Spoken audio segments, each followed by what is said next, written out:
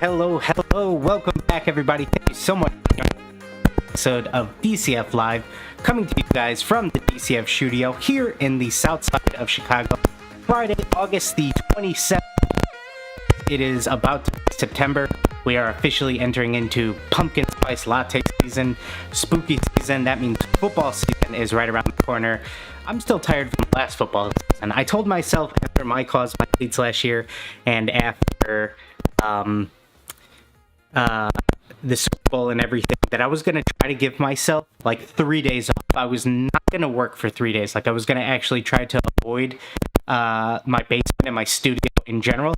And yeah, those 3 days haven't come around, unfortunately. So how we doing, guys? Are we looking good and sounding good? Let me know if the microphone is the volume feels good, if I'm a little loud. Mic is cutting in and out. Let's see. How we doing? How's that sound? Little loud? It's loud. Let's see. Let me turn that down real quick. I'm going to turn that down. Input. Let's see. Turn that down a little bit. How's that sound? I was peaking a little bit, looks like. I'm naturally kind of loud, but let's see how that does. Mic. Unplug it. Mic is glitching. Let's see. How's that? Hopefully that sounds better. We are no longer peaking as much. I'm still going to turn it down a little more. Mic glitch still. Let's see. No longer peaking. Let me know how that sounds, guys. Let me know how that sounds. Better. Okay. Hopefully that's good. We'll wait for a few more people to give the okay on that. And clicking noise, it's every time you talk.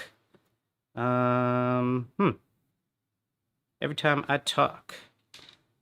Let's see.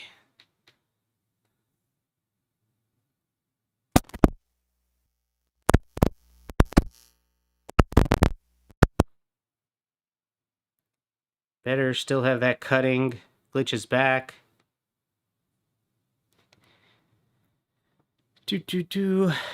Honestly, I might have a bad cable.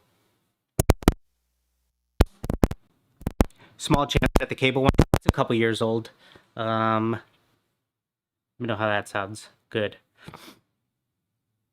Hopefully that does. I don't see the peaking anymore. Let me know how that is if we are better. But anyways, there is a little segment that I wanted to start out this week's episode with, and I believe it's Nice Kicks. They started a little Instagram series, and it looks like they do customs of the week. So they post, I believe it's 10 shoes from various artists, and I thought that would be kind of cool to show off. So let's go ahead, load that up, and we'll talk about each of the pairs. So let's see. I believe that was Nice Kicks. Let's switch over here. Phone screen. Okay, well. It's glitching bad.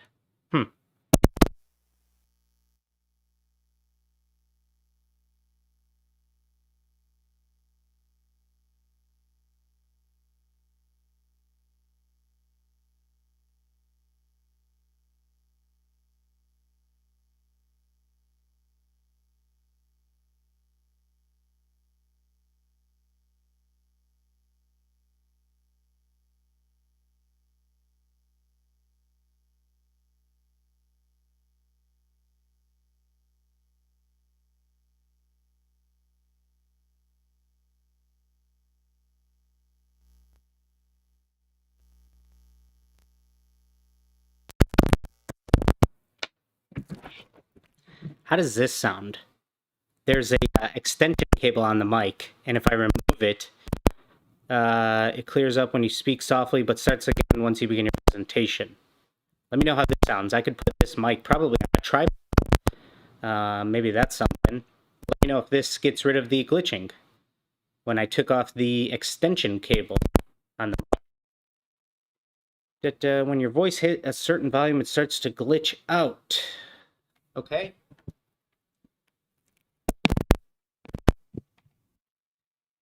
New test, how's that? I'm probably quiet now, but let me know how that sounds. I could turn up some other things, but let me know how this sounds. Still bad, even worse now. Still glitching. I might just have to use the laptop audio or something. Still glitching. Put the mic far from you. How's that? How does that sound? Nope. Okay. Boy, oh boy. That,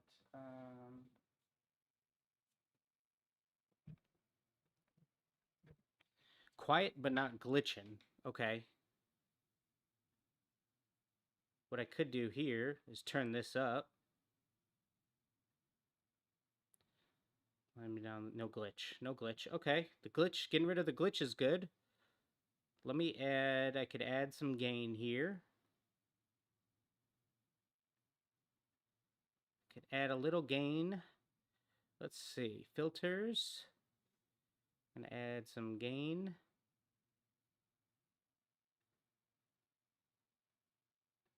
Track 10. Hello, hello. How's that sound? There's no glitch, but the volume's lower anyway to put it midway. Hey, how we doing, guys? Check the mic. Yep, let's see. Hopefully that does it. Hopefully that does it, and we will be good. And I could throw this mic on a... I'll hold it if I have to, but... Phone at volume, it's fine. That's perfect. That's good. Okay. Well, that's something. Sounds great. Okay. I'm going to reattach it on here.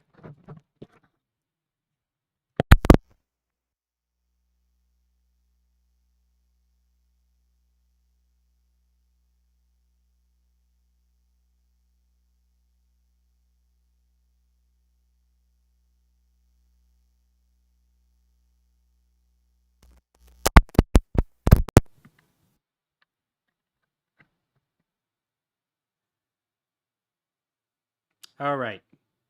Hopefully that did it. That mic position should be good. You sound like a late night radio host. It's so funny, guys. Sometimes with technology, all of this happens because I try to bring a high level of production quality, try to have a good mic attached, try to stream with, an actual camera rather than just doing it all through my laptop, which probably would be fine. But sometimes when you go that extra mile, you just create more headaches for yourself. So anyways, let's check out some of these customs of the week here. Let me find this. Here they are. So the first pair I know is from, these are from Zuki Customs. And it's a pair of the Travis Scott Jordan 1 lows. And they have I believe he did the temperature activated or the light activated paint. So he did the Fragment logo on the toe box that you could see there. And then he did the Travis Scott logo behind the swoosh. A little bit of paisley print on the outside swooshes, and that's really cool. I dig these. I really dig these. Let's check out the next pair. These are from the Heyman. Sick pair of the shattered backboard Jordan 1s, and then he actually recons his shoes, and he does, obviously, taking the name Shattered Backboard and doing something really cool with that concept. That's a dope pair. The Heyman does a killer job with his recon work. It looks like we have a Goku pair of Jordan 1 lows with the Nimbus cloud on the outside swooshes. Dig these. Color looks good. Next up, these are sweet. A nice washed out pair of New Balances. These are from, I might be saying this wrong, but Documentary? That's pretty cool. Really dig this, sort of acid wash, dyed out effect. These look dope. Next up, we have a pair of Orange Soda Jordan 1s. Were these Did I maybe see these from the Sioux Surgeon? Yeah, yeah, yeah. That's crazy. What a cool concept. I love this orange elephant print. That is so sick. Next up, a pair of Air Max 1s. Not sure if these have any, the theme on these really, but just a clean, simple, sort of aged colorway. It's funny to see how many of these pairs have that aged sole look. Looks really good there. Dope pair of off-white Jordan 1s with a cloud pattern. These are from Daniel Cordes. These are from Chef Hugh Lee. I believe that's how you say his name, but a sick pair of. I love just doing the inverse on the other shoe with the upside down swishes. These look sick. Next up, these remind me of the. Oh, at first they're the Grateful Dead, but first for some reason with it being a pair of Dunk Lows, I thought of the Three Bears pack from the Nike SBs from the probably the mid 2000s. Those are some of the dopest SBs of all time. I love those. These look really good. And then the last pair, Air Forces, really interesting take here. Again, it's so cool how we're seeing so much of the aged and kind of dirty effect, and that's such a popular theme over the past, you know, year or so in custom sneakers. And that's one that I'm sure a couple years from now some people will look back on, and that'll be one of the big themes and movements from the 2020 and 2021 era. So that's very cool to see. So what have you guys been working on? What cool projects have you guys had lined up this week? Let's see what you guys are saying in the chat here. See a couple questions about what web builder do you use. I actually host my website through Squarespace. I would say some of the most common ones would be Squarespace, Shopify, and Wix. All of them will be relatively similar in price point. All of them will be relatively similar in what you can do as far as how much control you have, how many cool templates they have that you could follow, where you just pick a really cool template and then you insert your own photos and your own, content per se. Wix, I know, is who I hosted my first website with probably 10 years ago, because I had the most control on where everything went. To me, they had the most customizable website templates, which I really liked and wanted at the time because I had a very specific vision for how I wanted my website to look. But now Squarespace, Shopify, all of them will absolutely get the job done for you. All of them will allow you to host a e-commerce store. So if you want to sell some of your shoes, merch, anything like that, you will be able to. So Blue says, if we didn't have audio issues in the beginning, was it even a good DCF Live? You know what's so funny is I actually FaceTimed with my little brother Daniel earlier. I set up a fake stream with a private link, and I said, bro, I'm going to FaceTime you. I need you to check, make sure that audio's good, video quality's good. Everything looked totally fine. I copied those. He said everything was totally fine. I copied those same exact settings over, and go figure, at the start of this one, they didn't work. But that's how it goes sometimes. Empty Jump says, where do you get that temperature activated paint? So that's going to be a pigment that you're going to mix into your neutral paint, your colorless paint, and that can be found from solarcolordust.com. Yep.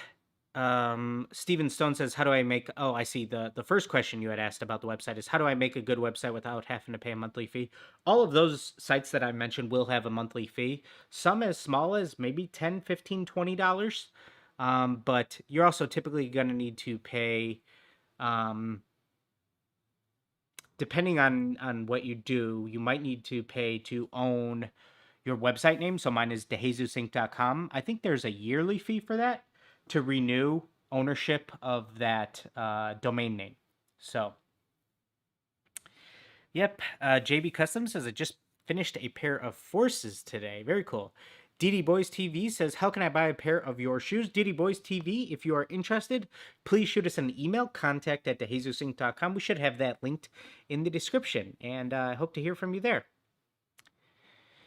Blue says, I'm nearing the end of a pair of Air Force Ones themed after my favorite beer. Ooh, cool. I love a good beer-themed shoe. Some Nike SB has they actually have quite a few beer-themed shoes. So they have the Heinekens. Those are certainly the most rare of their beer-themed shoes. I know they have the Tecates, the Dunk Highs, They have the Newcastles, a pair of dunk lows, really dope colorway. I'm trying to think, do they have any other dunks? Does Nike SB have any other beer themed dunks? Do they have a Miller? Is there a Miller? Nope, I can't think of it. I can't think of if there's any American, domestic themed beers that they have. But yeah, there's the Heinekens, the Newcastles, and the Tecates. Can't think of any other ones. But yeah, those are definitely some cool ones. Did lightning on a pair, but the blue background didn't stand out much out the fabric. Is it just layering or a certain technique? So the blue background, QS shoes. If you did blue, um, if you did blue lightning, so let's say you laid down, some blue, you airbrushed your lightning in blue. What you can do, and what really helps, is lay down white first for the glow of your lightning, and then do some thinned out blue on top of that. So that white outer glow underneath is really going to help that blue stand out. And I believe we show that technique in we have a video on lightning where I'm doing a pair of Rick and Morty cleats. And I show how to do that white first. But you really want to make sure that white pops, if that's what you are referring to. Yep. Flashy72 says, can you do a detail showing on taping a shoe up properly? Flashy, check out a video that we have on our channel. It might be linked in the description. It's called I think it's just called How to Properly Tape Your Shoes, Methods and Materials, I think is also in the title. But we go very in depth on the different tapes that we use, the exact method on how I tape my shoes. I don't really use an X-Acto knife. Some people do that method, but that's a really good video that I definitely recommend checking out. Also, let me know what you guys think about this. But for the upcoming NFL season,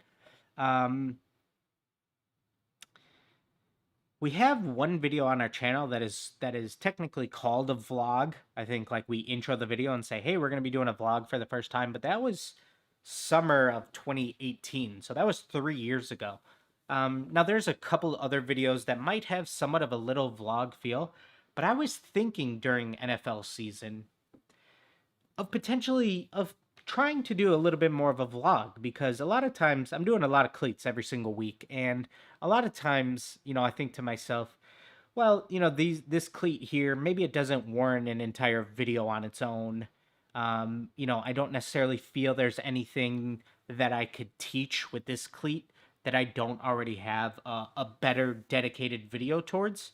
So, maybe just at the end of the week, it would be kind of cool to see all the pairs that went out this week, or just, I certainly would be able to find different talking points throughout the week of different things that I'm working on. And I just think that, a lot of times over the last few NFL seasons being here on YouTube, I feel like I have a big debate in my head on, is this theme cool enough? Does it warrant its own video? And hopefully, the vlog would release some of that pressure and just, get to show even more behind the scenes than I already show. So let me know what you guys think of that. I think that could be fun. I've always wanted to not transition and leave doing tutorials and more polished content, but kind of just raw and vlog. And so often with a lot of my videos, I put a lot of pressure on myself that I got to set up the lighting, I got to set up all of this, I got to make everything so perfect, and I got to have a good plan on everything I'm going to say. But a vlog would just allow for a lot more of that raw and just open behind the scenes type content. And I think I would certainly still be able to provide a lot of good value with that. So yeah, but it's good to see you guys saying you guys would like to see the vlog. So that's very cool. That's very cool. Definitely something that I want to do, because there's definitely still going to be time to time where like I'm doing a certain cleat for somebody, and it's like, cool, I want to make a dedicated video towards that. So I know last year we did the Travis Scott cleats. Those got their own video. The Pikachu cleats for Eric Ibron. And then in previous years, probably 3 years ago, we had a little series called the Custom Cleat Chronicles. I think we probably did almost 10 episodes or so of it, but every every episode was, you know, a new cleat or a batch of cleats or something like that. So I think that could be kind of cool. You know what I mean? And I'm already, if you guys could see the studio right now, how it's just boxes, huge boxes of cleats everywhere. If I do this, let me show you. Let me see. If I switch to phone, yeah, it does show it. So just bunch of boxes over there, and then over there, my brother's getting started on all the prep work and such. But I mean, just cleats all over the place over there and whatnot. So it's about to be crazy, and crazy to believe that the season is starting so soon. So I think that could be kind of cool. Kind of cool. Let's see.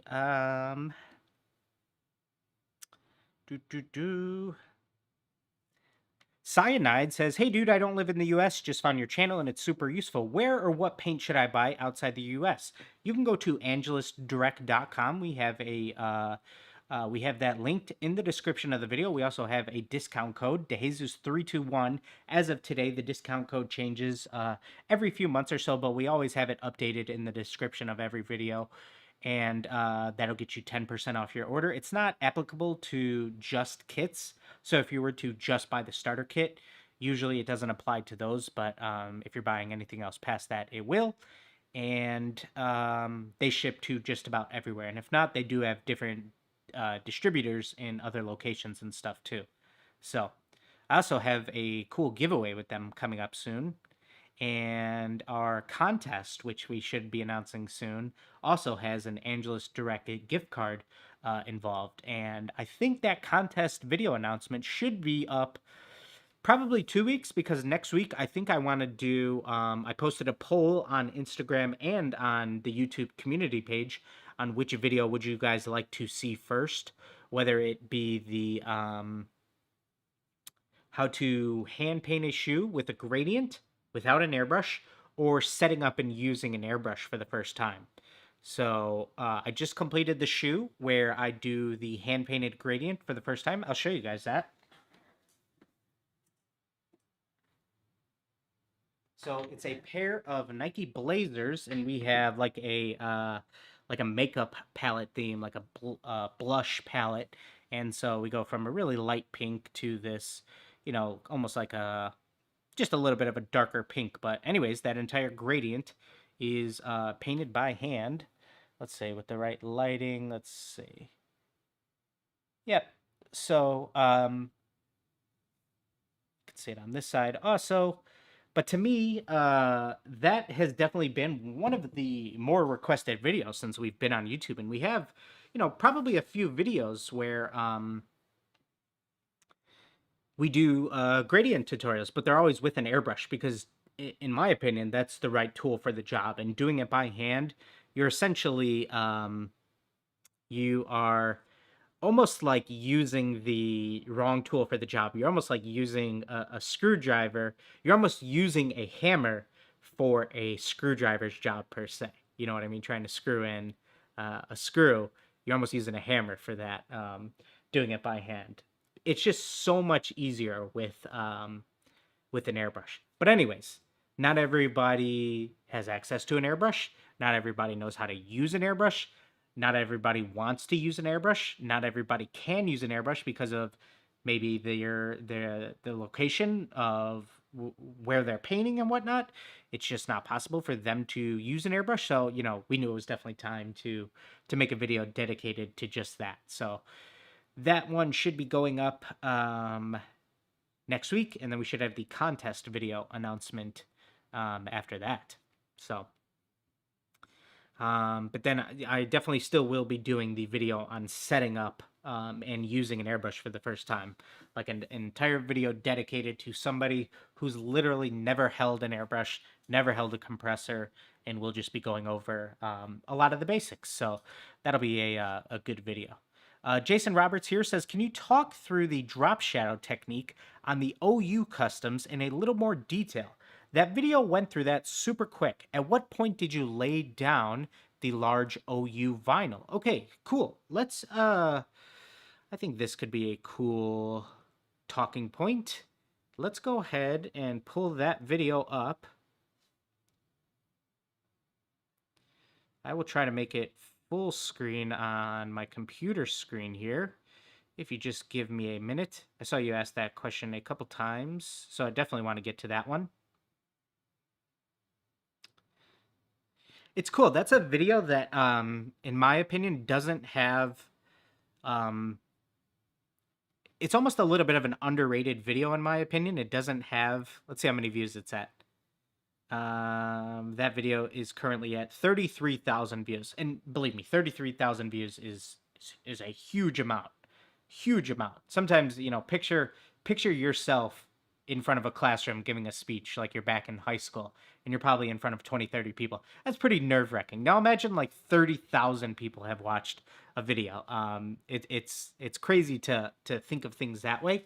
But just in comparison to views of some of our other videos, I think that's an underrated one.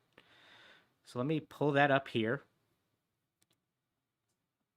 I don't know if there will be sound. I doubt it. And this video is before we really started cataloging a lot of our footage.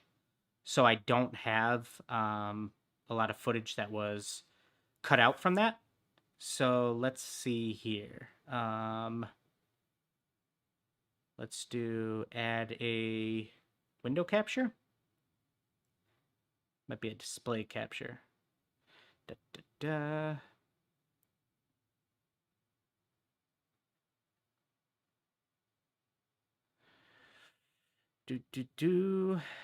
Nope, don't want that one.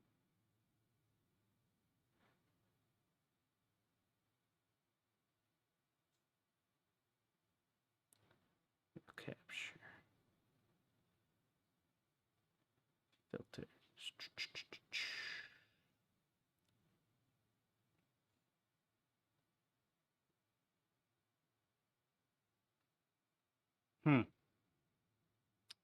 Doc, OBS, let's see.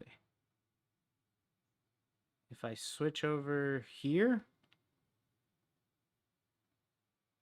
Okay, nope.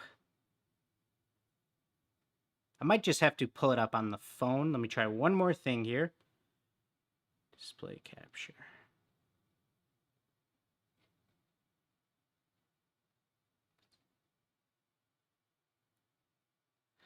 Let's try one more thing here. I just want to make it full screen rather than pulling up the video on my phone. Okay. Yeah, we're just going to have to pull it up on the phone here. That's okay. Let's see. So we're going to pull up that OU video.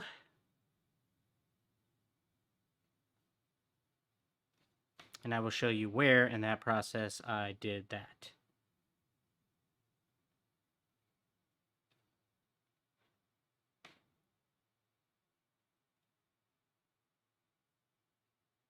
So there's the drop shadow behind the actual OU logo. And what I did here is I laid down my metallic color first because I wanted my text in metallic. So I have a pair of the Jordan 2s from the Countdown pack. What is that? Probably 08. In this video is probably 2019. That was already an 11-year-old shoe. So after our prep work, we go ahead and this is me walking through the plan for the design in Photoshop.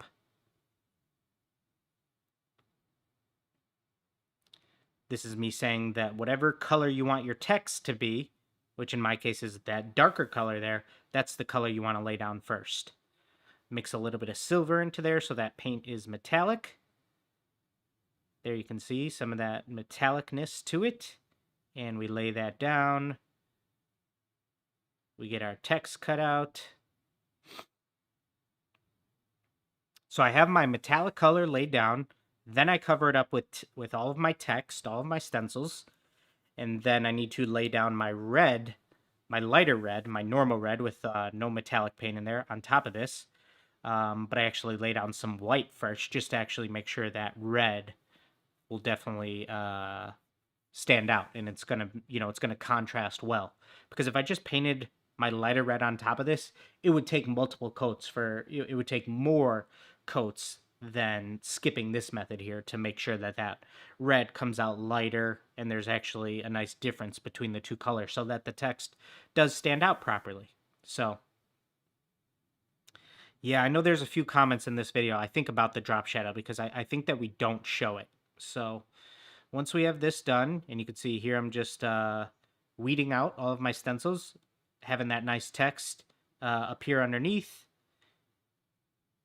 And then any touch-ups with the toothpick, of course. And that might be the end of footage that we show. I believe it is. Yeah. Okay, so let's skip back to the point where you can see that OU at least. So what I actually did was right there. Let's pause there. What I actually did was I laid down my the OU, which is there in white, okay? The Oklahoma logo. I did that in white, all right? And then what I did after that was I covered that up with the same stencil, just using the portion of the stencil that I didn't use. And after I have it completely filled in white, I cover it back up, and then I do the drop shadow underneath, and then I actually outline it. So if there's any spots where, you know, it's not perfectly clean, I can touch up. So it looks like I did a dark gray outline rather than black or anything like that. It looks like I used dark gray there as an outline around the letters. So yep, I lay down the stencil of the OU, fill in the negative portion with my white, remove the stencil, then I cover up the OU logo again with the positive portion of the stencil, do my drop shadow around it, and then do an outline. So that's how I did it in this method. So great question. Great question. That was from, let me hop back over here to the chat. That was a great question from Jason Roberts. Mr. Chow says you could do a podcast where you bring in different sneaker artists each time. Definitely. That is something that I've certainly considered with these lives, kind of just doing a live video chat with another artist. I think that could be pretty cool. I just have to figure out the setup for it and the tech because as we could tell from the start of this video, sometimes I can't even get my own microphone set up properly. So as soon as I could have that and I could figure out, you know, what we do it through, whether it's through Discord or you know, Zoom, and have it broadcasted to YouTube, that would definitely be something I would absolutely like to do. Let's see. Where's the best place to sell if you are just starting out? I think Etsy is a good place to be on. Etsy, eBay, Poshmark, Mercari, literally any app that you could post for free is a good idea for sure.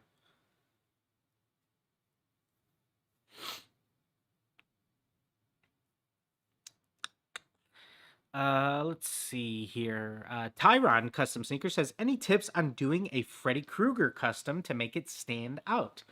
So, anytime I'm going to be taking on a theme like that, some people would say I like to not look at any other examples of, you know, Freddy Krueger custom sneakers because I don't want to be influenced by anything else. I want to make sure I have a fresh new idea and perspective in my head.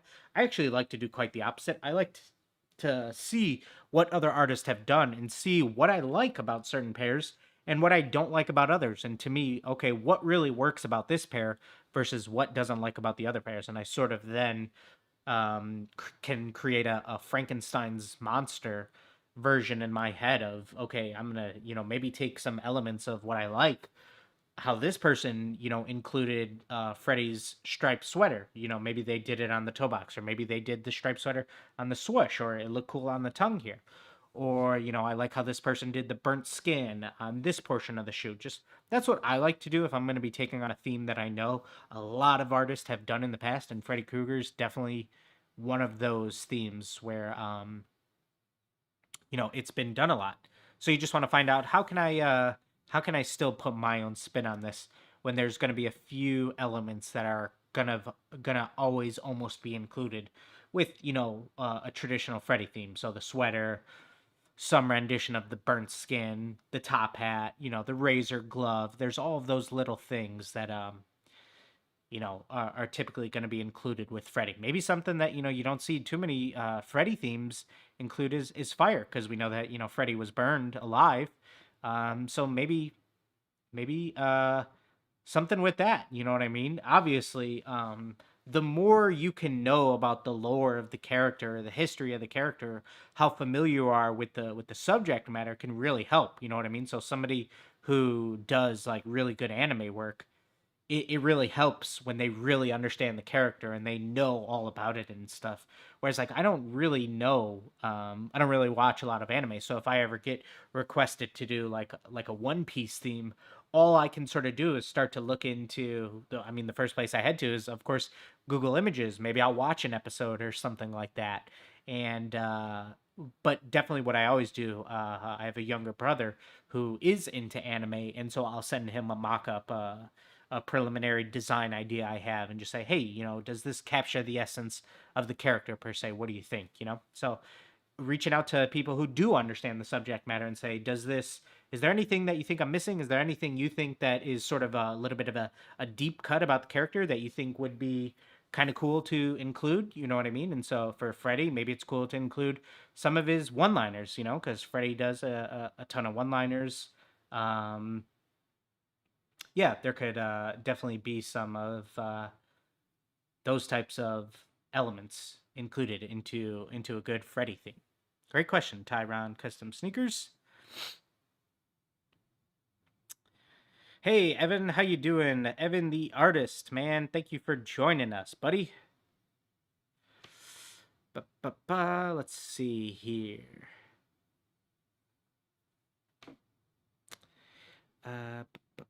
Sadjoy, okay, so Sadjoy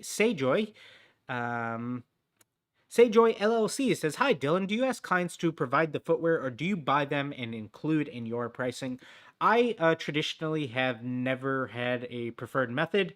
When a client reaches out to me, they might say, I already have the shoe. Can I send them to you? Sure. And then sometimes, I would say more than half the time, though, clients reach out and they don't already have the shoe. So, they say, so I'll offer, okay, I could pick them up too. And then here's the, cost of the shoe included. So if it's just a traditional Air Force One, you might tack somewhere around $100 onto your, final price point for the project. So some artists will, some customizers will run their business where, clientele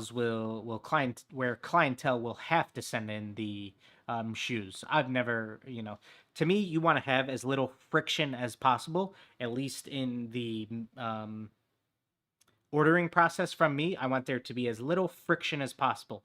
So whatever works easiest for the client, if they want to send in the shoes or if they want me to provide them, whatever puts as little friction between our emails and you purchasing is what I want to be able to provide. Whereas it's not wrong to do it this way, but if you tell them you have to send in the shoes, then the client has to then go out, purchase the shoes, potentially wait for them to get shipped, then ship them out to you. So there's, they've now paid for shipping a couple times. There's a couple little things in there. There's obviously an extended wait time because then they have to potentially order the shoe, wait for it to come, hit you back up, blah, blah, blah. You know what I mean? So it's not wrong to do it that way. But, to me, sometimes I think of introducing friction like that in the ordering process. Yep. Let's see.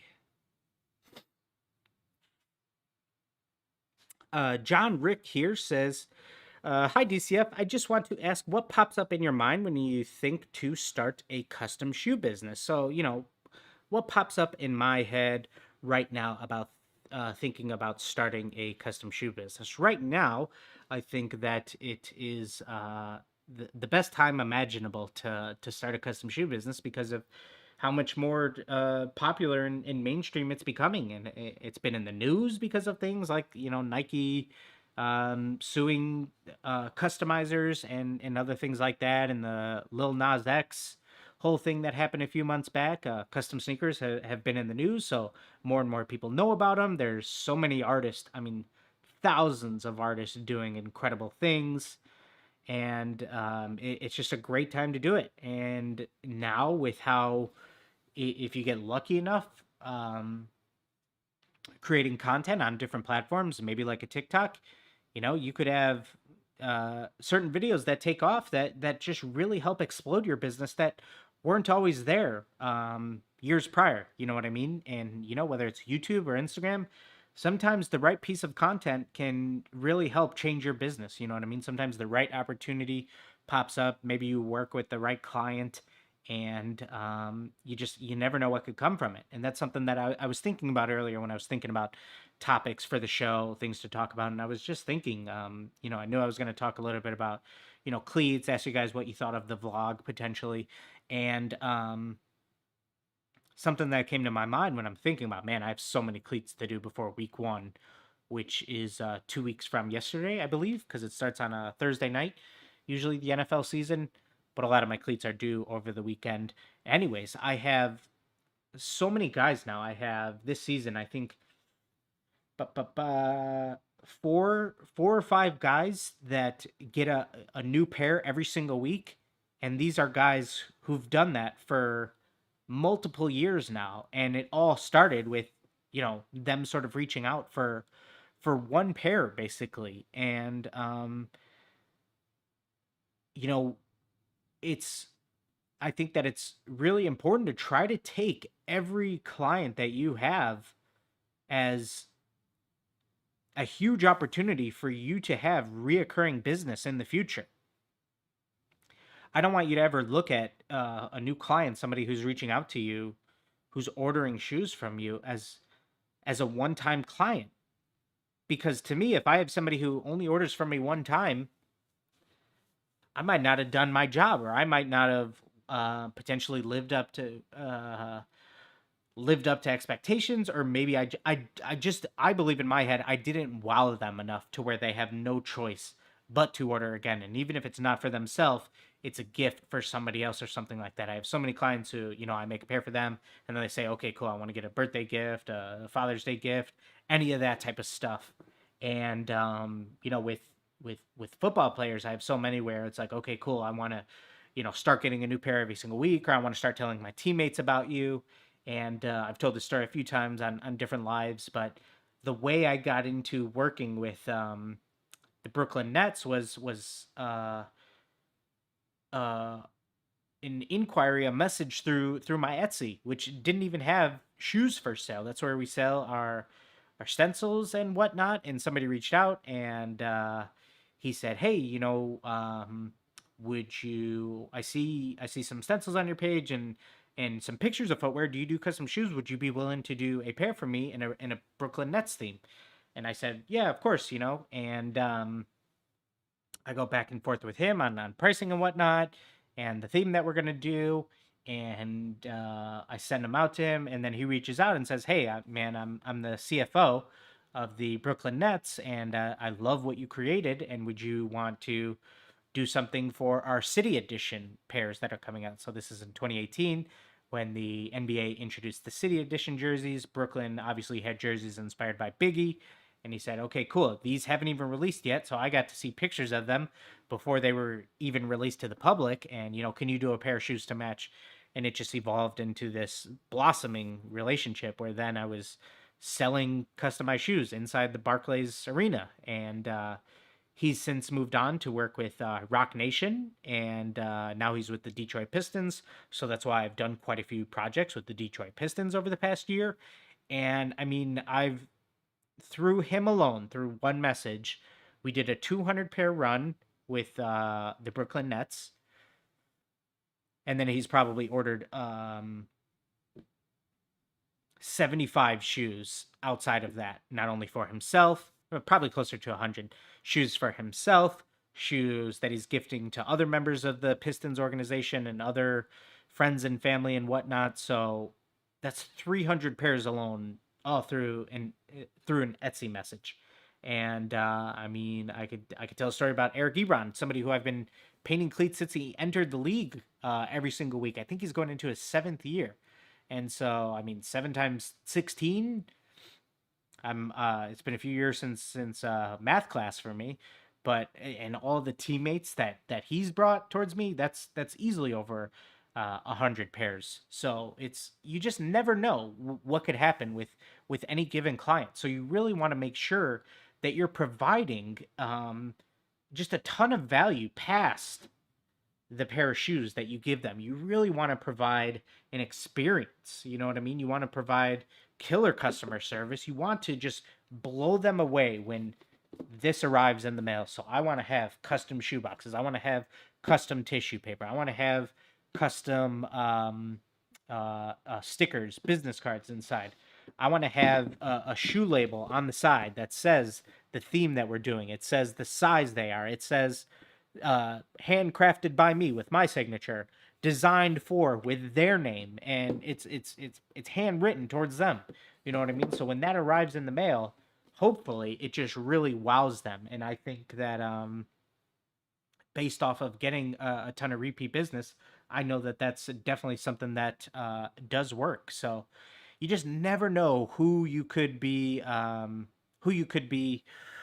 speaking with, and who like what type of network this client who you might potentially have might bring to the table. So yep, I think that's a great talking point. Let me see here. This is a good one. Cody Ironman says, "Hey Dylan, hope all is good. Do you get extra motivation sometimes with certain custom designs? For example, a design you can relate to more?" Absolutely, Cody. 100% without a doubt.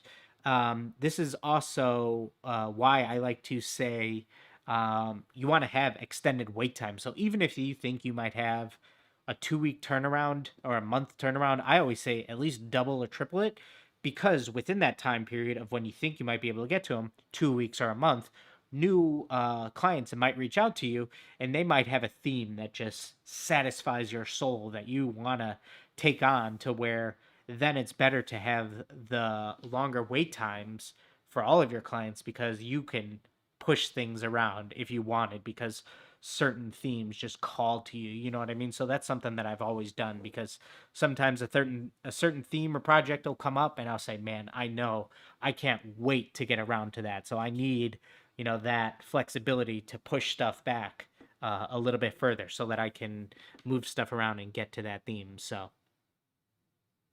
yep. Let's see. Tanner here, Tanner Madi says, "You mentioned selling on Etsy. How do you sell one of one customs opposed to mass produced shoes? How do you do pricing, and which picture would you show along with it?" Tanner, so how do you sell one of one customs opposed to mass produced shoes? How do you do pricing, and which picture would you show along with it?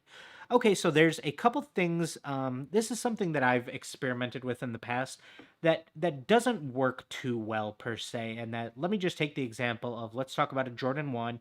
And I've done a lot of sports team themes over the years. So let's say I painted a pair of Jordan 1s in a Chicago Bears theme. So they're done in navy blue and orange. I take pictures of them. I post them to Etsy and I say, cool, here, you can get your own Jordan 1 theme done in any team you want. It doesn't have to be the NFL. It could be MLB. It could be NBA. It could be college. I'll do their colors. We'll do it on a Jordan 1, and it costs this much. It costs $500, whatever it costs. But the issue that I believe occurs with that is, right away, everybody before ordering is going to want to see them. So although they see the Bears Jordan 1 in navy blue and orange, they're going to say, okay, before I purchase the Atlanta Falcons theme in black and red, I'd like to see a mock-up. So unless you're willing to sit there and then mock up every single pair, which would be hard to do, especially if you're going to allow them to do, maybe I want a White Sox theme, so I want black and white. It wouldn't even be possible to mock up every team theme imaginable. So with those, when you're saying, here, we could just swap out the colors for colors you want, it's just so hard because so many people are visual and that they want to see it before they purchase it. So it's really hard to run your Etsy and we're going to do one of one themes without you knowing exactly what you're going to get. So let's just say you do crazy work. Let me just show an example here. I love to reference some of Sean's work. So we're going to go to Color Me Fresh's page. Switch over here. So let's say you were like, I'm going to do, so he has this Ninja Turtles theme pair of Jordan 1s. So these are absolutely incredible. Let's say you took these and you said, here, if you want a pair of one Jordan 1s from me, any cartoon theme, any anime theme, it's $2,000. Well, then somebody says, okay, cool. Maybe I'd like a Transformers theme, even though you did the Ninja Turtles theme, but I'd like to see them. And then it would be hard because, you would then create the mock-up, spend your time doing the mock-up just to show them in hopes that they order. Then you're not being paid for your time. So I think it's hard to run a website like that where when you have a website, when people are purchasing something, they want to know what they're getting. They want to see what they're getting. When they're clicking checkout on a website, people want to know what they're getting. You know what I mean? So it's really hard to do the one-of-ones. But I think it's good to maybe you just, if you're someone like Sean, for example, you're showing a bunch of work. So you're showing, here's my Ninja Turtle Jordan 1s, here's my Master Roshi Jordan 1s, here's I think this is One Piece, right?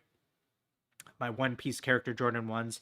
And then the wheels will start turning for certain people once they see more of your themes, more of how good Sean is with anime work, and they'll say to themselves, okay, cool, I trust him to do maybe a old school Optimus Prime theme, or whatever the case is. Once they see more of your work, the wheels will start turning for them, or they can at least reach out to you and inquire, hey, how much would it cost? I see your Ninja Turtles are $2,000. How much would it cost for me to get, a Power Rangers theme or whatever the case might be? So it could be done. It's just a little bit harder.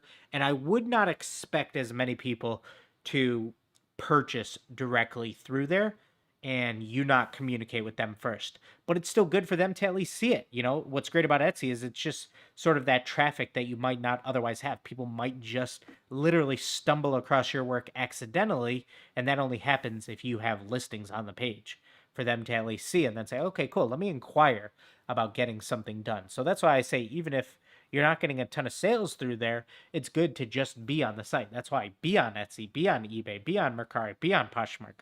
People might just find you, organically, which is great. So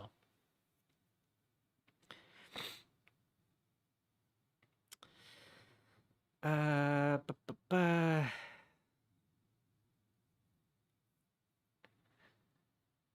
same. Evan the artist here says, I feel like the artist pricing seems more reasonable if you aren't adding the cost of the shoes.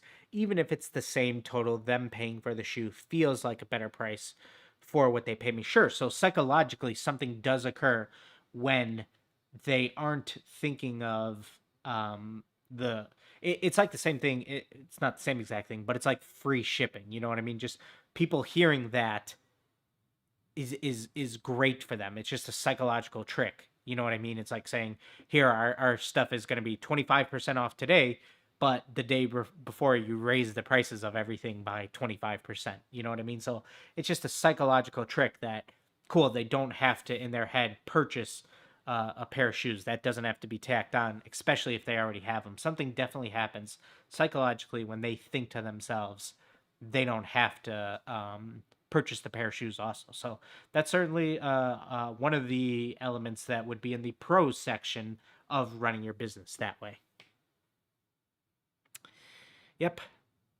Malika says, Dylan, do you have a video dedicated to sanding the shoe for prep? Definitely. We have a couple. The one that I would probably check out would be either the video that is actually that video that I showed earlier on the Jordan 2s. That's a pretty good one, but that's a 11-year-old shoe at the time, so it preps differently than a fresher pair of Air Force Ones. Our salmon toe video would be good. What other shoes? The Chunky Dunky Jordan 1s. There's a real live stream on it, so that would definitely be a good one. But that's a much longer format one. So if you need a quicker one, probably the video that's just called Custom Air Force One. Da, da, da. Let me see here. Ba-ba-ba. Some stuff about TikTok.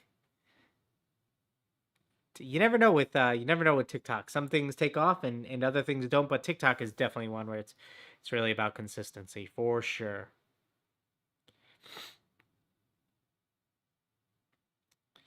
Ba-ba-ba. DJ Tosca says most time spent on a custom, rare shoes you have customized. The longest I've spent on a pair of shoes is probably the Scottie Pippens in the thumbnail of this video. That portrait took me over 100 hours. I think that's probably the single pair that I spent the most time on. I'm trying to think. I would guess so. And then the rare shoes I've customized would be Platinum Yeezy 2s. I did them in a net colorway. So the tan colorway from the Yeezy 1s. That would be the most expensive shoe. I'd love to work on a pair of Air Mags. That one's definitely on the bucket list.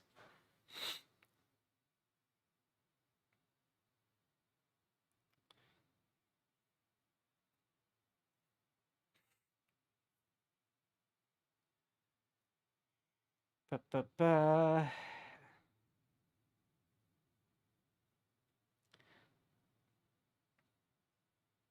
Mr. Chow says, I've been looking for a custom packaging like boxes and paper. Do you have a place you can recommend?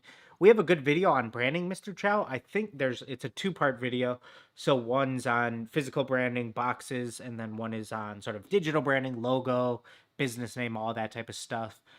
The physical one, I know it has custom boxes in the title. I can't think of, I'd have to, actually, I'm not sure I even loved the name of the video we ended up going with.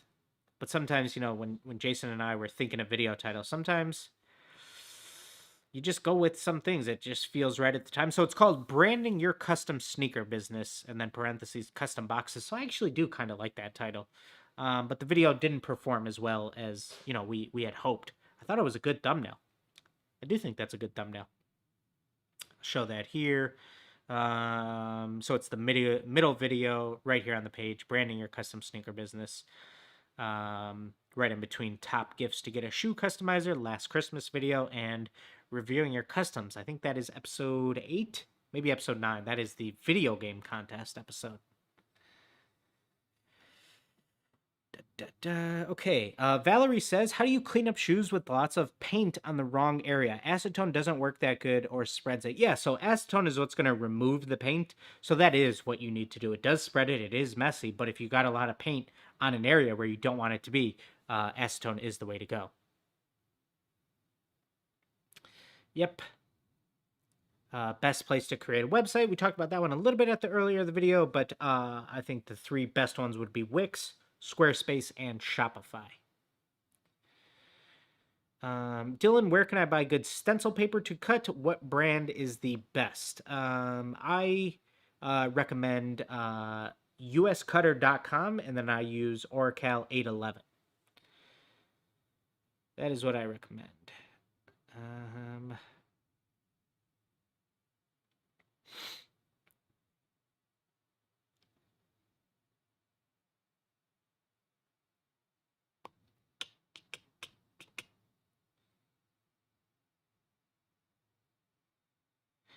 Blue says the one-of-one concept on Etsy doesn't seem viable. It's easier to have an exact design in Etsy and just make their size in that image. Yeah, that's the hardest part about having one-of-one work on Etsy. But think of it as just another place to display your portfolio. At bare minimum, that's what Etsy could be. Some free traffic, some free exposure. People could see your work. You know what I mean? So it won't hurt. Yep.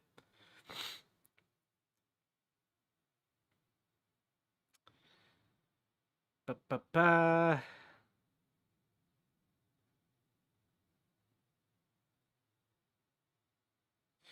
Let me see here.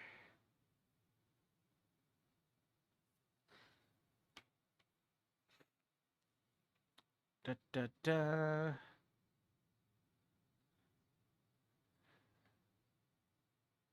Oh, so stencils, those are made with Mylar and those are made with a laser cutter. Yes.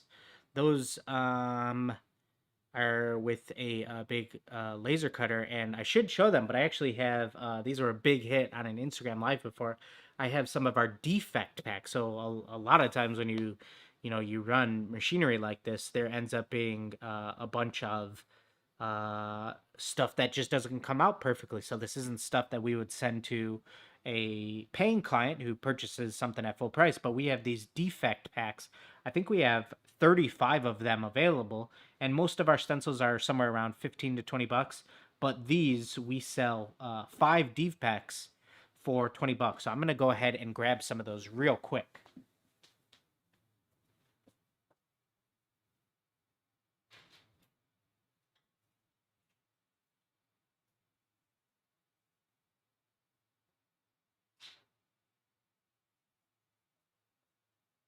So these, I mean, this is ginormous. So these are just some of our defect packs here, and sometimes this is a really good one. They're not all going to be this clean. Like, let's just say there was 100% precision. A lot of the defect packs, all of the defects here are going to be somewhere maybe in the 75 to 90% range. But this one, for example, the squares on the checker print, if you can kind of see some of the squares ripped. So, I mean, this one's like 90, this is what I would call maybe like 95% near precision, but I wouldn't want to send this to somebody who paid full price for a checker print stencil when a couple pieces of the checker print ripped. So if you are interested, here's, some Joker print. Sometimes little pieces of the hexagon print didn't make it all the way through, but obviously there's still a ton that you could use. Another good one, Bel Air print. So we have a bunch of these. So these are available in packs of 5. Okay, $20. Usually most of the stencils are 15 to 20. You get 5 of them. 5 of them for basically the price of one. But they all come with a little bit of a defect. But nonetheless, there is, without a doubt, on every single one of them, large portions of the stencil that are perfectly okay to use. Absolutely, like, I could use all of these stencils, but I obviously already have all of them because, all of the stencils that we sell are certainly ones that I use on a very regular basis. So if you're interested in any of those, send me a DM on Instagram after this, and we will hook you up with one of those. I know last time we did those on Instagram Live. I'll have to show that on a live real soon on Instagram. They were a huge hit. So if you're interested in one of those, 20 bucks for the pack. You get 5 stencils. There'll be 5 different ones, so you might get a skull, a Bel Air, a Joker, a Lightning, and maybe a piece from the texture pack or something like that. So.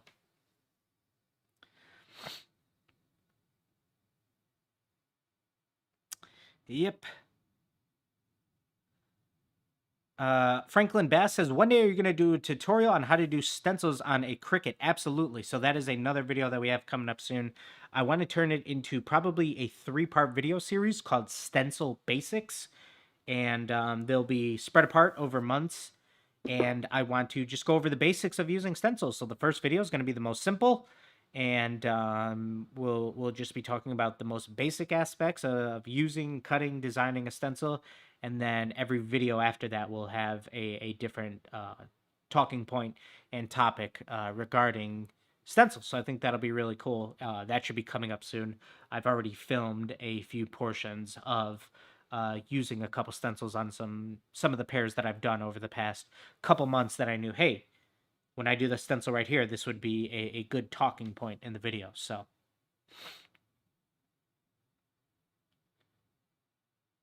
M says, yo, Dylan, I bought my practice pair and gonna get my Angelus ordered. What size bottles do you recommend for starting out? I'll be airbrushing. The more you are able to spend when it comes to ordering paint, the more you're gonna save. Because just for example, when you go from the 4-ounce bottles, when you go from the 1-ounce bottles of Angelus to the 4-ounce bottles, you're getting 4 times the quantity, but I believe it's only double the price. And it's that same upgrade for each volume upgrade as far as how much of the paint you're ordering. So when you go from the 4-ounce to the pints, you're getting 4 times the volume, but again, it's only double the price. So if you could purchase everything in larger quantities, you'll be saving yourself more money in the long run if you know you will be using it. But when starting out, since there's so many colors And a lot of times you're just starting out. You don't want to spend a ton of money right away. The 1 ounce paints, just the 1 ounces, will be totally fine to start. So.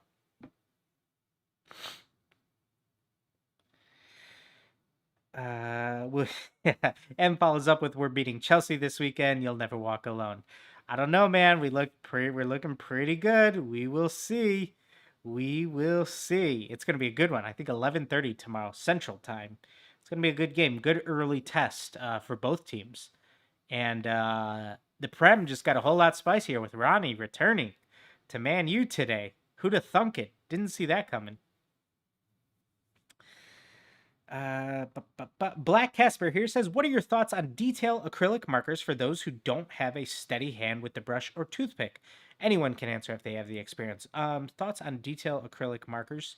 So, I mean, to me, I'm always about whatever, if it helps you.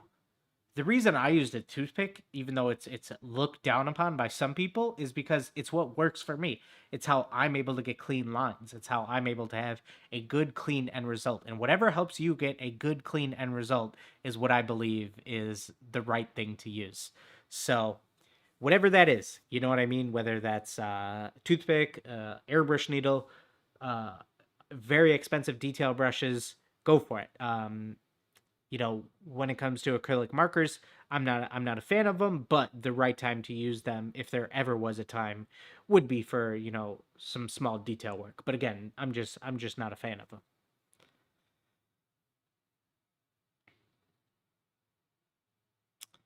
Let's see. Chat is flying. You guys are killing it today. Go ahead and drop a like on the video if you haven't already. Let's help it get spread out to more people. I really appreciate you guys. Daniel Dixon here says, "Do you put a clear coat over your shoes after painting them?" I do, Daniel. I use the Liquid Kicks matte finish. That is the one I use. Cyanide here says, "Can I paint on replica Air Force Ones? Is it still good?"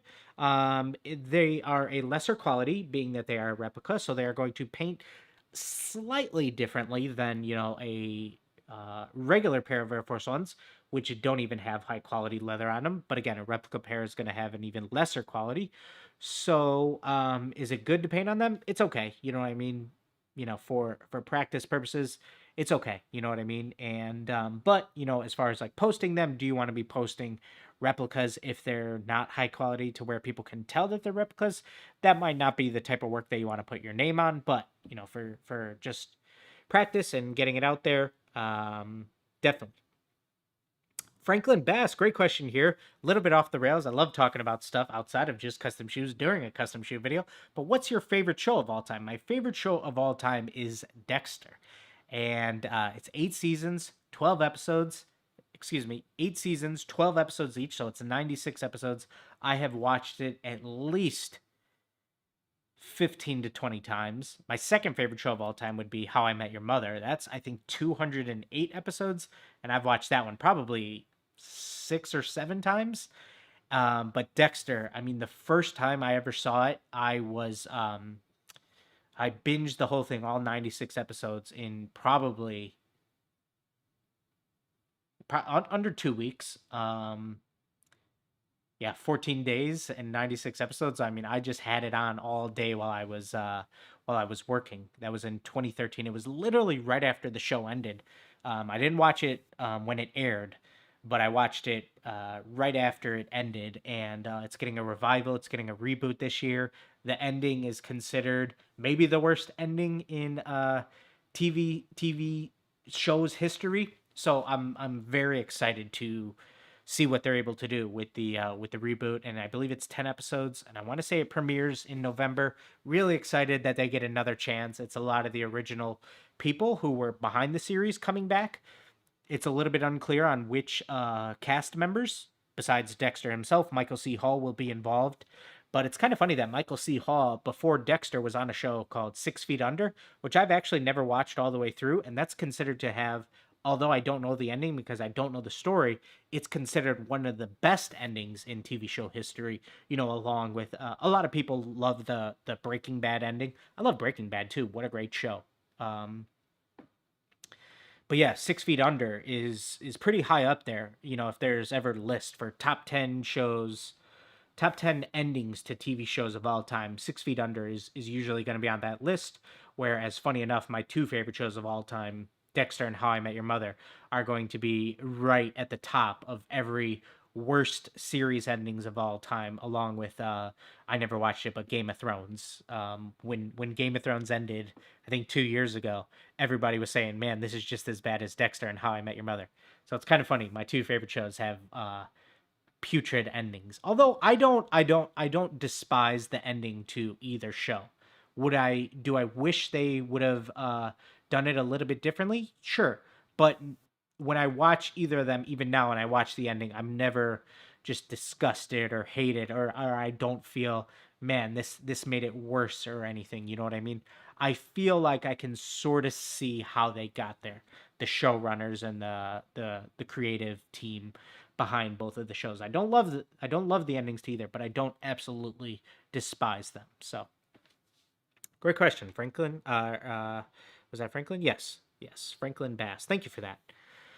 Brooklyn Jackson says, "Where do you get the vinyl for fabric shoes?" I get that from Etsy. That is called FDC 3700. So F as in Frank, D as in Dylan, and C as in cat. 3700. M says, "Stupid beginner question, but how would we apply the Liquid Kick matte finish?" So it is recommended to apply with an airbrush rather than with a paintbrush.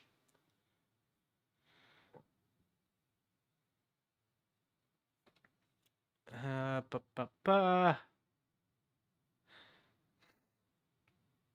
Supreme Johnson says, "On the Air Force One's midsole where it says air with the line, do you paint that with too hard in the paint or just paint?" So if you were to, do I have a pair of Air Forces within arm reach? I don't. But if you paint the air and the stripe on the midsoles of Air Force Ones, it's going to crack regardless of what you do. So I do recommend avoiding it because it's going to crack. Whether you use too hard, whether you use too soft, whether you use too thin, whether you use too Dylan, whatever the case is, it's going to crack. Whatever prep you do, whatever finish you do, it's going to wear off. Yes, unfortunately. Evan the Otter says, "You get the best price when you buy 6 million boxes, not just a few." Absolutely. So when it comes to boxes, the more you buy, the cheaper it's going to be, big time. So I've told the story on a few lives. I'll say it again, but just for comparison sakes, the first time I bought boxes, we bought them in we bought a run of 250, which we figured would last us between 6 months and a year, based off the volume we were selling at that time. And those were around, I want to say, $8 a box. So that was, a $2,500 investment. And then after that, after we went through those, we said, okay, cool, let's try to get these a little bit lower. Let's try to get them at around $6 a box, I believe. So we bought 500 of them. And that was around $3,000. So interestingly enough, the first time we spent somewhere around 2,500 for 250 boxes. And then when we bought 500, because we got them at $6 a box, it was around 3,000. So, an extra $500, but we got an extra 250 boxes. We doubled our quantity.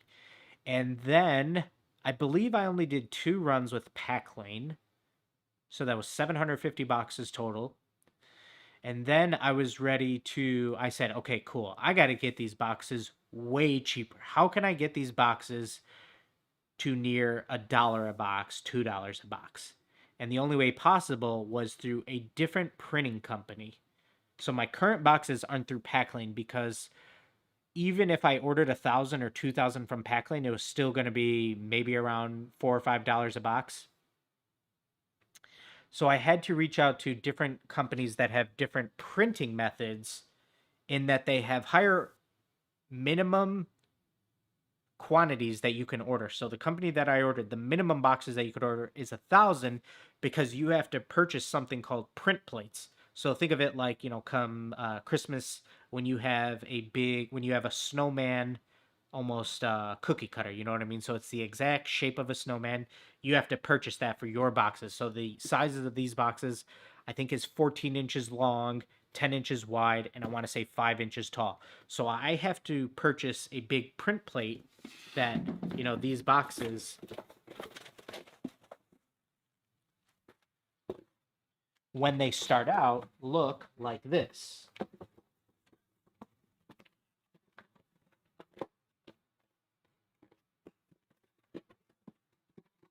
And this is how they come to you unfolded.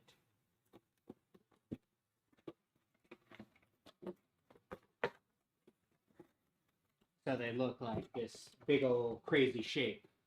And so you have to purchase that print plate for your exact size along with the different colors. So this right here is 2 different colors because the boxes are white. So white does not count as a color.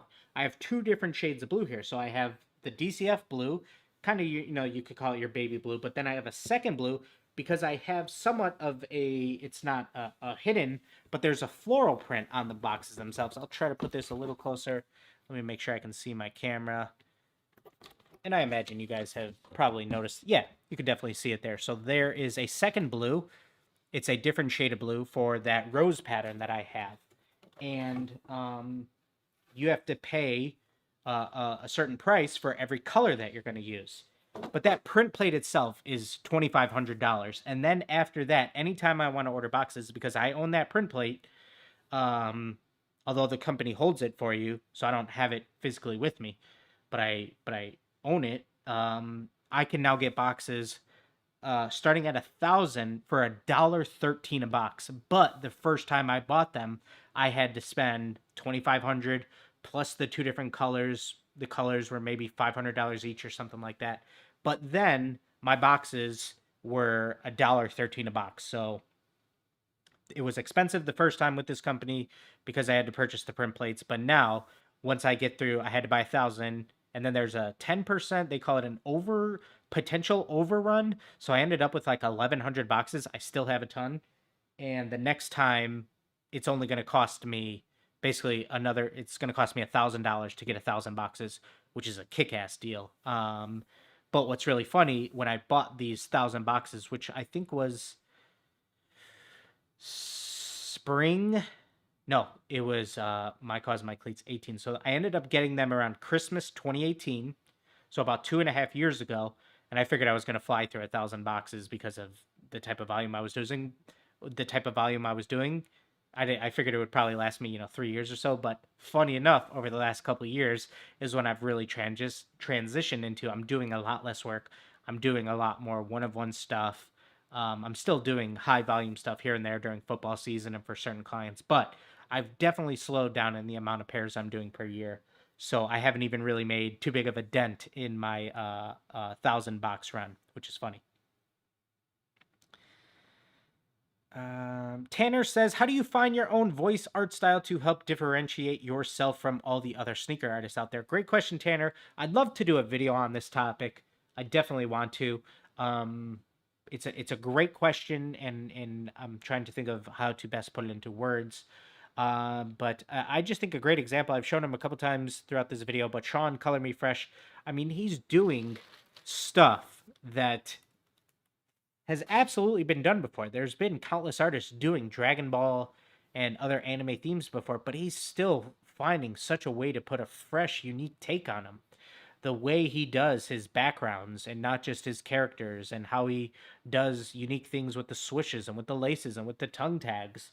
You just need to find what what stands out to you. What do you really like? So I mean, like, I think it sort of makes sense to, after me just showing my boxes, that I always want there to be, the roses. They're a little bit of a, you don't see them from afar, you see them up close there. And then we take a look at this Paris Jordan 1 that I did. It's the colorway of the Nike SB Parises, but then when you look at them, they have a rose print all throughout. So that's what those black outlines are. Once you actually get these in hand, then you see, oh wow, I see. These are just there's roses painted throughout the entire shoe in black outline. So to me, a lot of my artwork that I think is really something in my style is going to be something that almost requires a second look. It's better when you get it up close and can do a nice 360 view.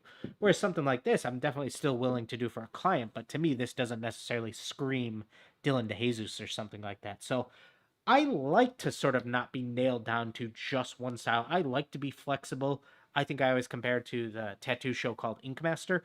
The person who wins Ink Master typically isn't necessarily the person who's best at just American traditional artwork. It's the artist who can handle any tattoo that comes in the shop, any theme, and can do a really clean, consistent job. And being able to, at least on Ink Master, since every week is a new challenge, it's New School Week, it's American Traditional Week, it's Superhero Week, it's Contrast Week. You just have to not be the worst in the room during any given week. And I think that that's almost one of my goals as an artist. Never be, I don't necessarily have to be the best at any given style or theme. I want to definitely not be the worst at any given theme. Just be able to handle anything that comes your way and have that flexibility to, take on anything that comes in your shop as a tattoo artist per se, but also, of course, be able to turn it away if you don't want it, but not turn it away because you can't do it. You know what I mean? Hopefully there's no theme that could really come my way that I can't do per se. So just takes time, Tanner. It takes time, and it takes understanding what do you like, what really stands out to you, what speaks to you. And I think I said this on an Instagram live the other day. I do a live show on Wednesdays with Sean, Color Me Fresh, and Zach. It's Bald Boy, formerly known as Bald Boy Design. If you guys aren't already following me on Instagram, make sure you do. And one thing that we talked about is I think a good comparison I made is I just did a pair for this gallery upcoming in Paris where there's going to be 400 artists from all around the world. And excuse me, I think I have to sneeze. Maybe not yet. But there is going to be 400 artists from all around the world featured in this gallery in Paris. And I did a pair, and I kept saying to myself when I'm coming up with the theme, when I'm coming up with my design, there's going to be something in a gallery with 400 artists that's going to have my name on it. What do I want that to be? What do I think represents a Dylan DeJesus pair? And how can I create something that I believe can stand out from the other 400 artists there? And so position yourself to ask yourself that question sometimes. If I'm going to be in a gallery amongst all these other artists, which you could call Instagram a gallery. There's so many other talented sneaker customizers. What can I do? What do I like? What do I enjoy? What do I believe can stand out from the crowd? So it's tough and definitely takes time and a lot of experimentation. So.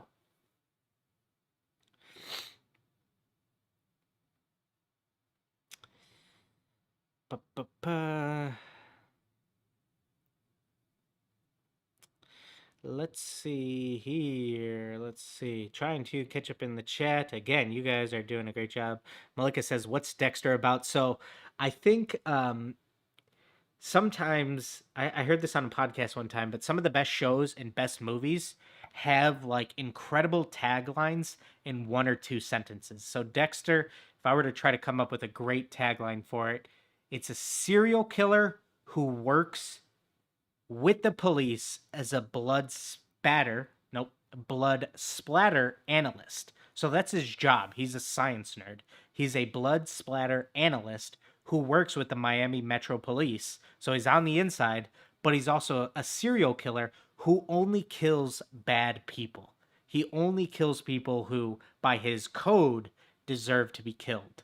So to me, that's a great little tagline for it.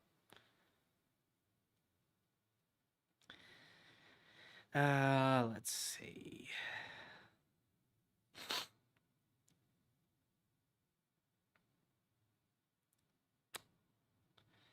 Next up,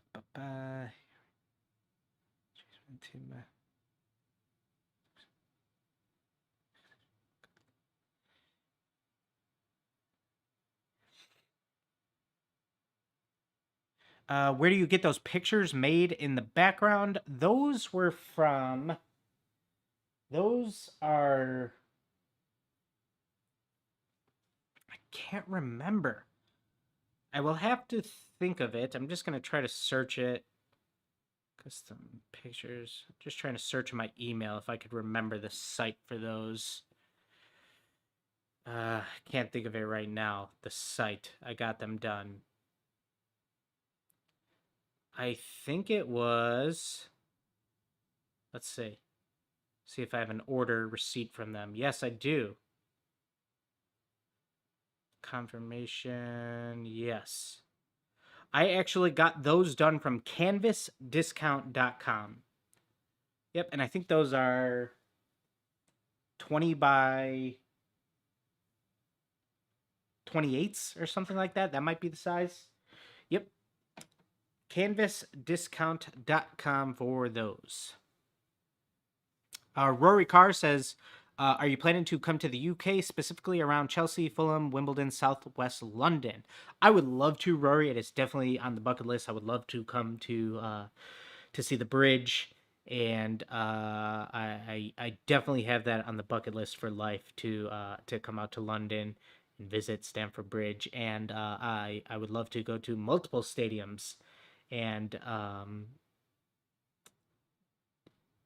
I think that I think I would be surprised as a how much closer, just from what I've heard, things are in London versus like here in America. Whereas if you wanted to travel to different stadiums here in America, because it's so big, they're much further apart than, you know, some of the different areas of London where, you know, a lot of the different teams are.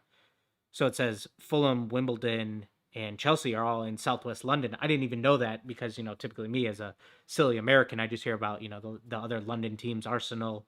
So yeah, I'd be curious to see how close all of those things actually are. I think I'd be kind of surprised by that. So I'd love to see some of that. Let's see.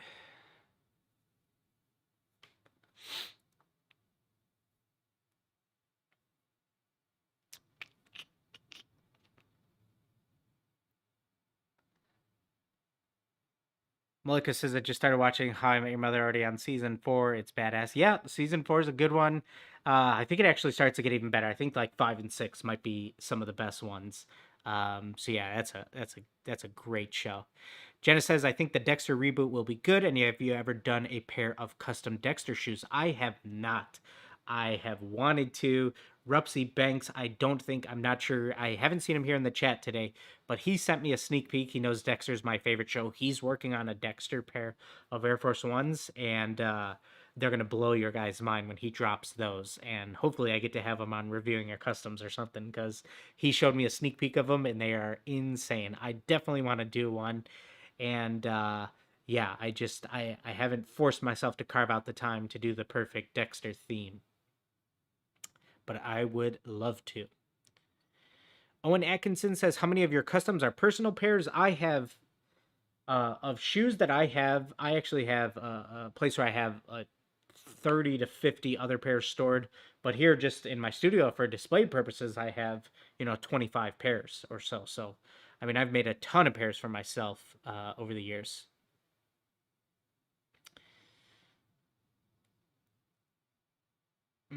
Rory here with a great question says, I'm struggling with ideas for a new custom. I have an idea, but it's very personal and I'm not sure how it would perform on an Instagram page or if it's sellable. Is there much point in doing it? Absolutely. If it, as an artist, if it's something that calls out to you, which it sounds like this is, that could be something that really satisfies your soul and keeps you going, and can give you motivation heading into this, can really help you maybe get the ball rolling even more into next, some of your next projects and stuff. So it's not always just about how well is this going to perform on Instagram, how much exposure is this going to give me. Sometimes as an artist and as a creator, you just got to do something for yourself. You know what I mean? Even if it doesn't, even if that type of stuff doesn't, turn into the biggest whatever exposure or growth on different platforms, sometimes just creating for yourself can be so beneficial.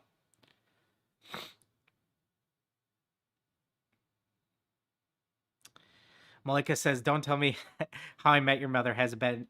It's literally like the final shot people don't like. So the show ends, there's a 2-episode finale, and it does a little bit of flashing forward and a little bit of flashing back, and it goes and maybe you don't expect it. You know what I mean? So I won't spoil it. Good thing I didn't. Good thing I didn't.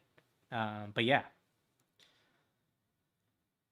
I just finished Dave season 2 on Hulu. Lil Dicky is a genius. That's one I need to check that out. I have been wanting to check out that show because Little Dicky is funny, man. I would love to. Evan the artist with some encouragement says, Rory, do it because you want to. You have to satisfy your art cravings. Absolutely. Absolutely. Dylan, what do you think about selling customs as NFTs? Very interesting. Don't know enough about the space. Haven't forced myself to learn about it enough to really understand the potential, other than all the stuff I hear of how big it could be. And I'm a pretty big believer in Gary Vee, and he's pretty big on NFTs. So it's probably one of those things I'll end up waiting a little bit too long on, unfortunately. But huge potential is what I could say about it. Yep.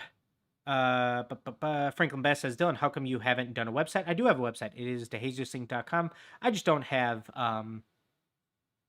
a traditional, like, I don't sell any shoes on my website, so because everything that we do essentially is one-on-one work and directly talking to a client, and yeah, like just basically everything that we're making nowadays is so tailored to the client that even me having a website up to show general pricing and whatnot, there's not too much of an added benefit to it. So, and just with how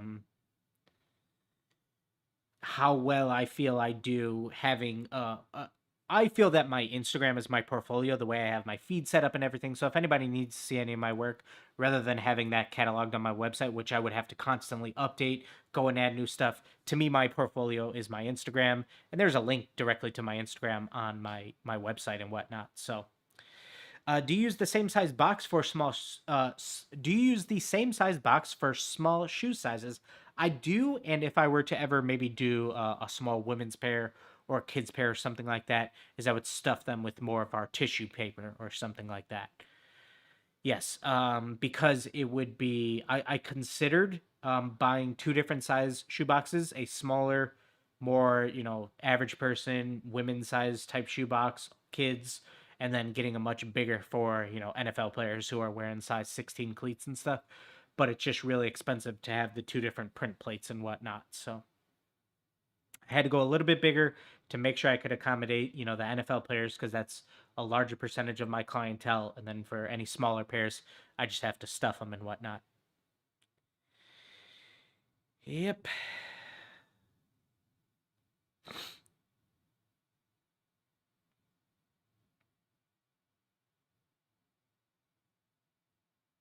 H&L Kick, so does it cost more the more colors you get on your box? Yes, it does. Yes, it does. So I'm obviously pretty far back on the chat. The more colors you use, the more it will cost. Yep.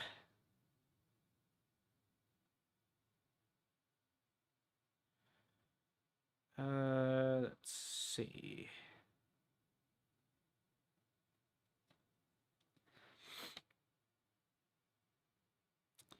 Like it says, I've rewatched so many seasons of Ink Master. Me too. The first 8 seasons I have watched 5 times. And what's so funny is on our Instagram live session the other day that I do with Sean and Zach, we actually had somebody hop on who I wasn't familiar with, who competed on Ink Master. And then during the pandemic, he actually picked up sneaker customizing. I'll have to show you some of his work here. Let's see. Just phenomenal stuff. He does a combination of hand painting and doing some recon work also, and he's a tattooer, and he does kick-ass work. Let's pull that up here. I believe his name was Tom Bowman. Yep. And here's just a Freddy pair he did. His photos are sick too. So obviously, he did some recon stuff with the sweater. Maybe not recon, that pair. He didn't build those from the ground up, but a combination of painting, but also attaching fabrics and things like that. And then he's also done some other some other recon work. So here's a cool Jason pair here, and he just does badass work. And he's a tattooer also that competed on Ink Master. And what's so funny is he was on season 9 of Ink Master, and I've watched up to season 8, so I'm actually a few years behind. And I've obviously referenced my love for tattooing, even though I'm a tattoo virgin, and I've just referenced how much I love that show. And go figure, I meet and talk with somebody, and he actually is now into sneaker customizing, so that's super cool. I've also actually FaceTimed and done some consultations with another participant on Ink Master. Pretty cool. He found my work on YouTube, and he's on YouTube also. But he stumbled across, the custom sneaker rabbit hole on YouTube, and hit me up and said, "Hey man, would you be willing to do, an hour or two video chat with me, and I'll pay you." And I'd love to just learn more about, how to do some of this stuff. So I did that with him. So that was really cool too, because I'm a huge fan of that show. QSU says, "Gotta go, Dylan, and thank you for sharing and all that you do. Also, everyone in the chat sharing, thank you. It's a great community. Absolutely, this community here on YouTube, love to see it, man. The support here to not only just me but each other, absolutely love to see it. Love to see it." If you could design for one actor, who would it be? My goodness. My favorite actor. I've been trying to think about this recently, or I had this. This might have been a shower thought recently. I think Ben Affleck over the last 15 years is my favorite actor. The Town is a top 5 heist movie for me. Argo is a phenomenal movie. Gone Girl, because I think Ben Affleck did a killer job in that movie, and David Fincher is one of my favorite directors. I absolutely adore Gone Girl, and I think Ben Affleck, Batfleck, was badass. I think Ben Affleck played a great Batman, and he did a movie last year. This was in, I believe, March of 2020, called The Way Back, where he's a basketball coach and who's battling alcohol abuse. And Ben Affleck, just whoo-wee. I know things got a little crazy for him there in the at the start of the millennium, back in the G League times, and when he was first with Jennifer Lopez, even though he's back with her now, I believe. But I think Ben Affleck is he's had a great last 15 years in my opinion. So he's pretty high up there. Other favorite actors, I think I'm gonna say him for now. I think that's a good answer.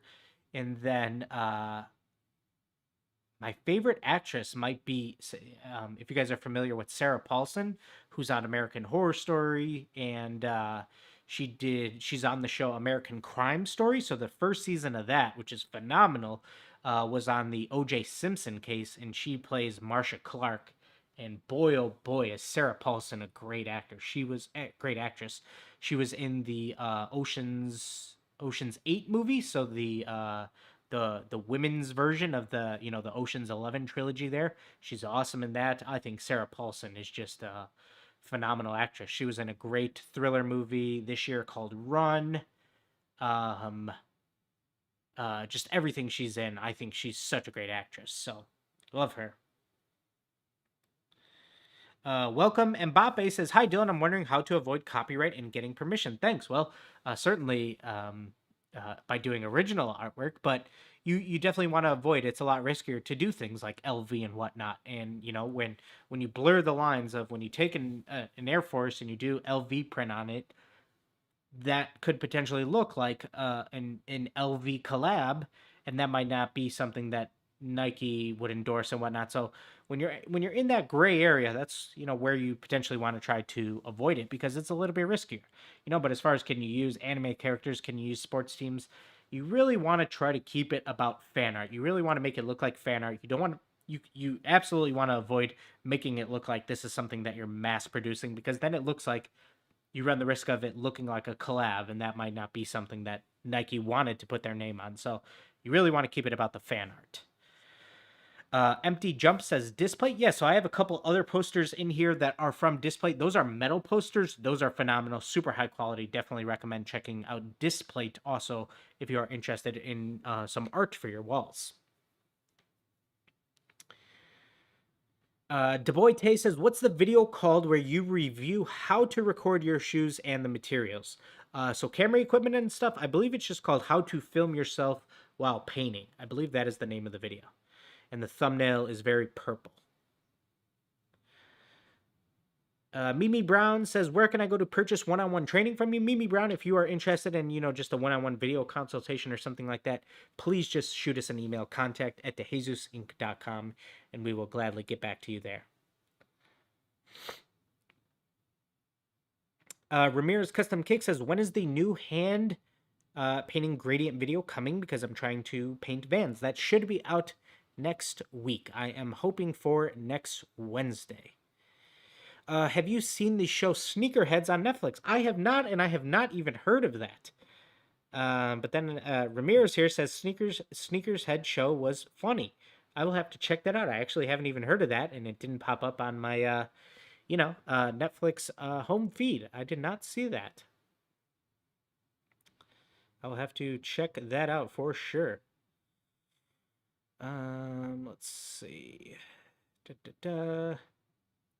Adam G says, I suck at drawing. Any tips for applying characters to my shoes? So, practice your drawing. One, it's never going to hurt to practice that. But two, if you can have a good reference, if you can have a good map, then you're sort of coloring in the lines per se. Then it's not as much about you drawing the character. If you are able to lay down a nice traced out image using whether it's a stencil or the tracing paper technique that we have a couple videos on, that can help you bypass a little bit of the I have to draw this character and compose it correctly method. So, all right, guys, we'll go for another 10 minutes or so here. 10 minutes or so.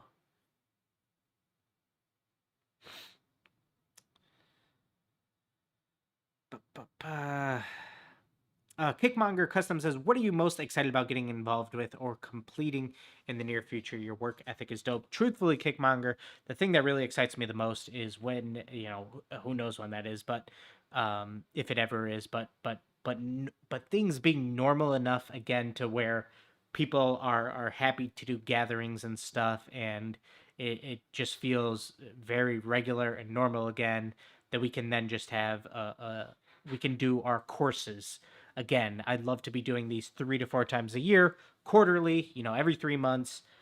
Maybe at first, the first few years, maybe it's always here in Chicago, but then who knows, maybe with that, if it continues to grow, if I'm able to travel and do them in different areas and regions and whatnot, I think that is just something that's what really gets me the most excited about the future, and just hopefully continuing to do more and more stuff with, I love what I do as far as working with, NFL teams and clients and whatnot. And who knows, maybe there would be an NFL team that would hire a customizer to be the in-house customizer.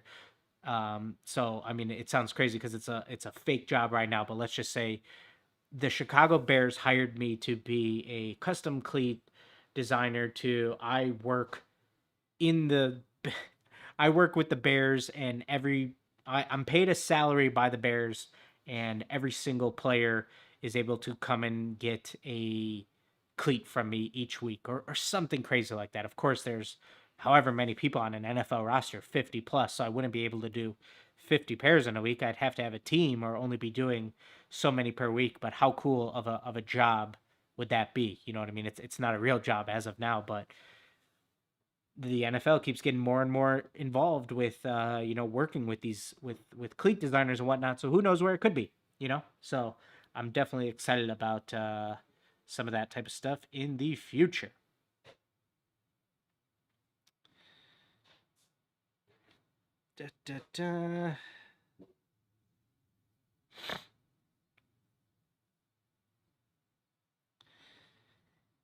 Ben Affleck killed it in Daredevil. He was great in Daredevil. Yes, he was. Hey, yes, he was. Yes, he was. X-Men, I need some...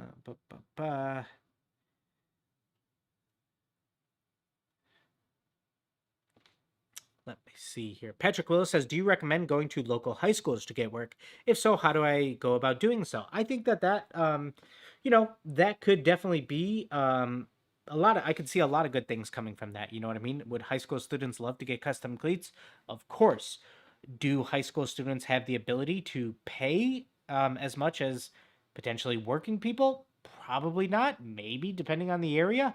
But who knows? Maybe you're able to strike up a deal with the school or something. Maybe you get the athletics department to pay for it. Who knows? That would be tough to run past the board, but maybe it would if the football team is good enough or something. You get in with the athletic director at a school, but it could also just be great practice, doing a ton of cleats, working with a bunch of a team. You know, maybe doing uh, many pairs at once. That could be great practice. So I could definitely see some good stuff coming from that, Patrick. So definitely worth the shot. You never know. Send out some cold emails. You know, the worst they could say is no. So definitely worth a shot.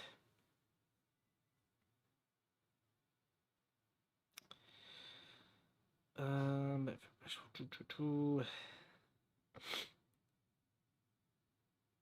Melvin here says, if I airbrush a pair of white Jordan 1s and I want to keep the Jordan 1 logo white, should I tape it or remove the paint with acetone? I believe, in my opinion, that if that was completely painted and then you tried removing the paint with acetone, one, it would be hard to control removing the paint just within that area. Let's say you were doing it with a Q-tip, trying to remove a bunch of that paint. It would be really hard to control and perfectly outline the logo again. I also think that you would tint it a little. So let's say you painted the shoe completely tan per se, then you go ahead and acetone that off. It's not going to be pure white again, in my opinion. It's going to be tinted a little. So I would recommend going about taping it off or stenciling it off or something like that, trying to avoid paint on that area as much as possible. That's what I would say.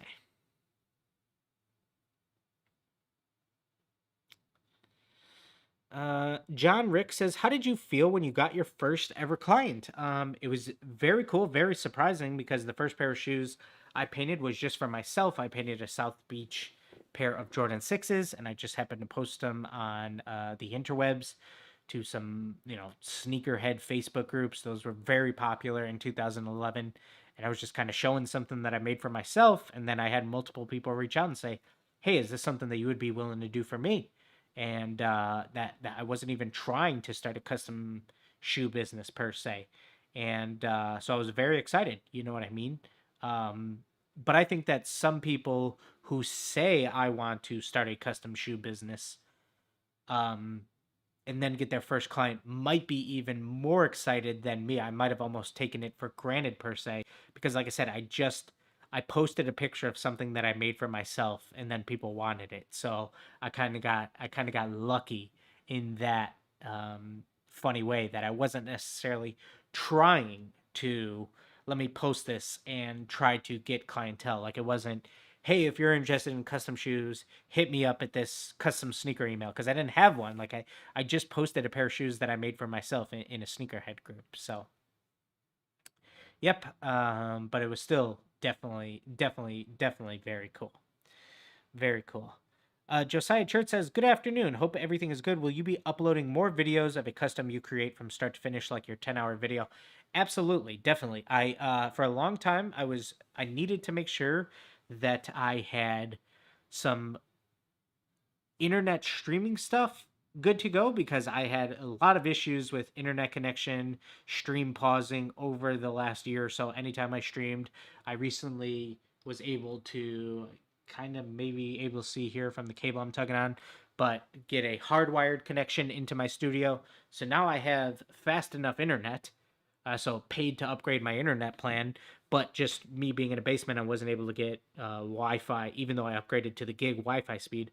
Wasn't able to get it fast enough without hardwiring down here, so I was able to have a contractor come and do that. So now I have that. I still need to obviously get some audio stuff taken care of so that with something like that, I need to make sure that the stream goes on without a hitch, and I want to make sure that it's a cool enough theme that I'm doing something different where I'll be able to still provide a lot of stuff that wasn't talked about in the previous one. So I did a leather pair of Jordan 1s last time with the chunky dunky theme. So it wasn't like an original theme. I was recreating a colorway from the Nike SB line. So I want to make sure that my next stream, when I do another all day stream, is something totally different. So who knows? Maybe it's a Jordan 1 again because I do so many Jordan 1s, but it's at least going to be on a different theme. I want to at least make sure that I'm able to talk about different stuff and provide value for anybody who watched that one and also continues to watch the new one. So definitely would love to. Yep. Okay, guys, that is going to do it for me. I really appreciate you guys tuning in to this episode of DCF Live. There was no YouTube video this week. This year, just keeping up with the pace of one video every single week just become harder and harder. So, you know, I'm certainly going to, if there's a week where I don't do a video, I definitely want to make sure I try to do a live stream. And I'd love to continue to try to do these, you know, every single Friday. You know, pending my schedule allowing that. So thank you guys for continuing to support here on YouTube. Make sure you guys follow me over on Instagram. I also do an Instagram live every Wednesday night with Sean from Color Me Fresh and Zach from Bald Boy Design. And we talk about a lot of cool stuff over there too. And next week we will have our how to paint a gradient by hand without an airbrush video. After that, the following week, we should have our video announcing our next contest, which is going to have a very sweet grand prize for you. Super excited about this contest, our first one of this year. And we're into September, and it's our first one of the year. So very excited about that. And then, yeah, more stuff coming your guys' way soon. So thank you for your continued support. Hope everybody has a great, safe, happy, healthy weekend. And that'll be it for me. Take care, guys. Everybody get out there and just create.